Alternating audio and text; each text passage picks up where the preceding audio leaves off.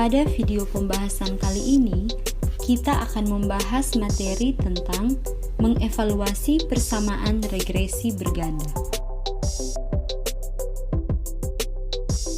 Tabel ANOVA.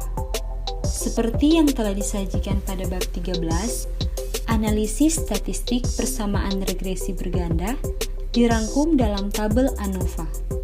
Sebagai ulasan singkat dari bab tersebut, total variasi variabel terikat Y terbagi menjadi dua komponen, yaitu satu regresi atau variasi Y yang dijelaskan oleh seluruh variabel bebas.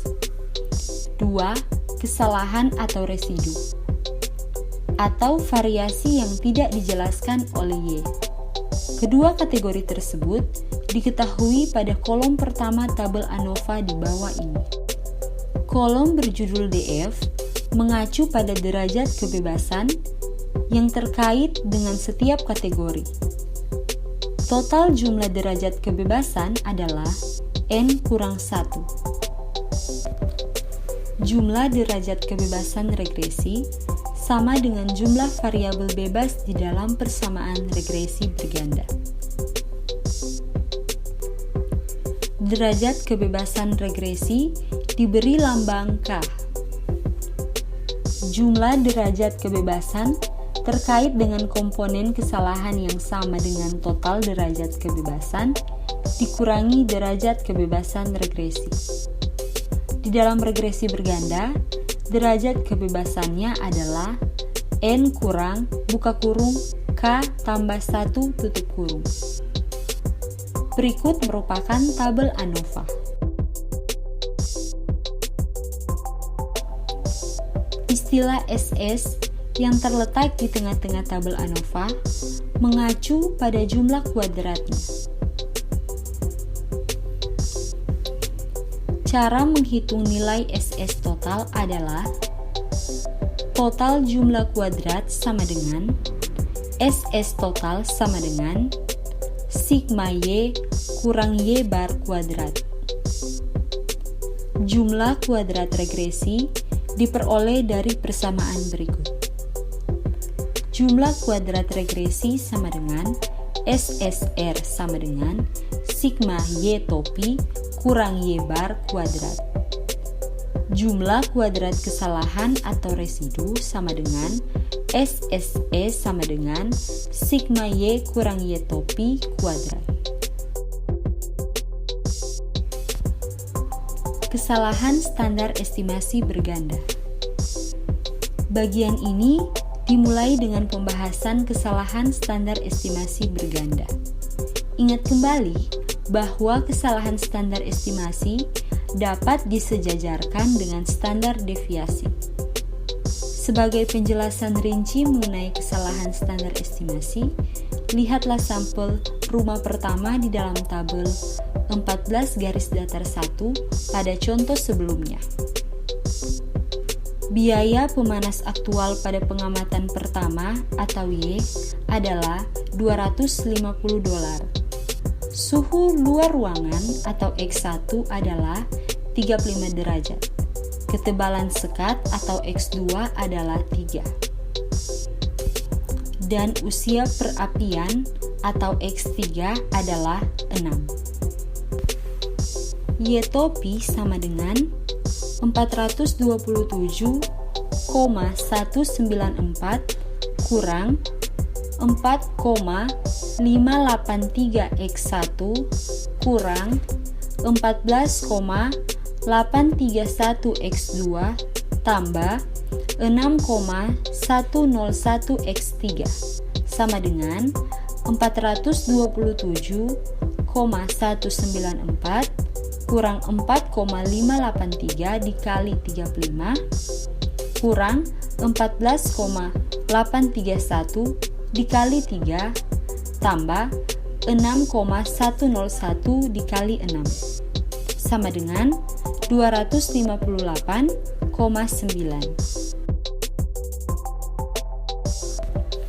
Dengan persamaan ini, diperkirakan bahwa rumah dengan suhu luar ruangan di bulan Januari 35 derajat sekat 3 inci, dan perapian berusia 6 tahun akan memerlukan biaya pemanas sebesar $258,9. Dengan mengetahui bahwa biaya pemanas aktual sebesar $250, maka diperoleh nilai residu yang merupakan selisih antara nilai aktual dan nilai perkiraannya sebesar Y kurang Y topi sama dengan 250 kurang 258,9 sama dengan minus 8,9. Selisih nilai sebesar $8,9 ini merupakan kesalahan acak atau yang tidak dapat dijelaskan pada sampel rumah pertama. Langkah selanjutnya adalah menguadratkan selisihnya, yakni Y kurang Y topi kuadrat sama dengan 250 kurang 258,9 dikuadratkan sama dengan minus 8,9 kuadrat sama dengan 79,21. Kesalahan standar estimasi berganda dengan persamaan yang bisa dilihat pada slide. Keterangan Y adalah pengamatan aktual, Y topi adalah nilai perkiraan yang dihitung melalui persamaan regresi, N adalah jumlah pengamatan dalam sampel, K adalah jumlah variabel bebas, SSR adalah jumlah kuadrat residu dari tabel ANOVA.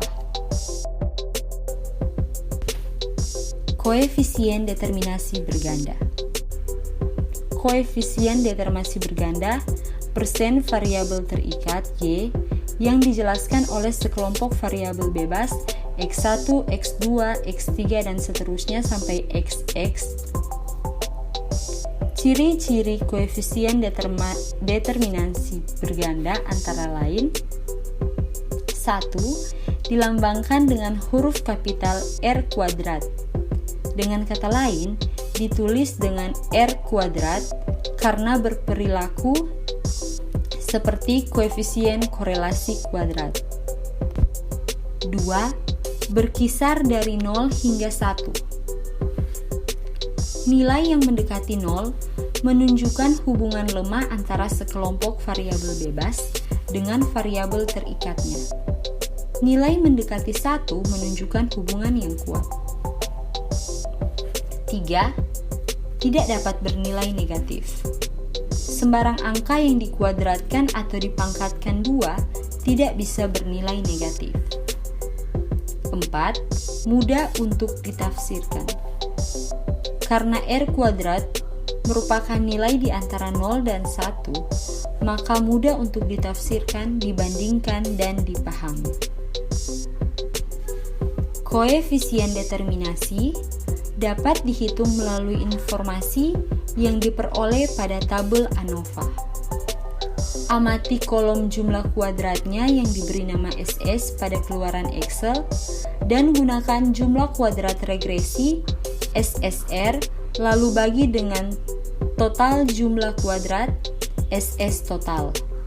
Koefisien determinasi berganda atau R kuadrat sama dengan SSR dibagi SS total.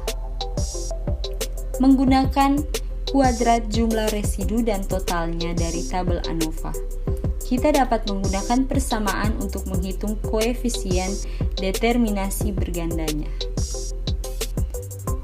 R kuadrat sama dengan SSR per SS total sama dengan 171,220 per 212,916 sama dengan 0,804. Koefisien determinasi yang disesuaikan. Jumlah variabel bebas pada persamaan regresi berganda membuat koefisien determinasinya membesar. Setiap variabel bebas baru menyebabkan taksirannya lebih akurat, yakni pada gilirannya membuat SSE mengecil dan SSR membesar.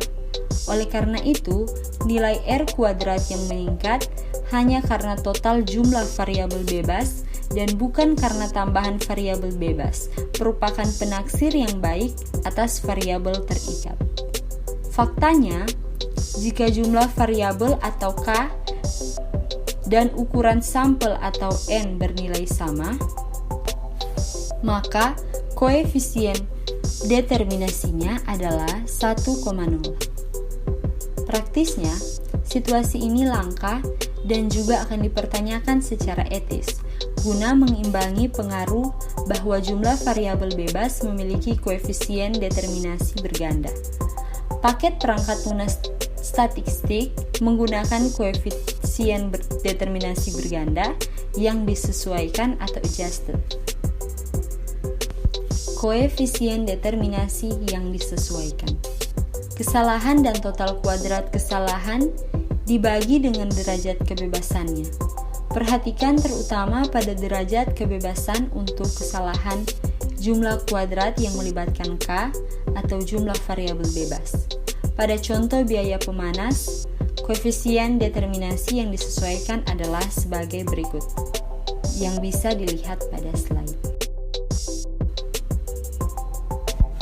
Jika R kuadrat atau 0,8 dibandingkan dengan R kuadrat yang disesuaikan atau 0,77, selisihnya pada kasus ini sedikit.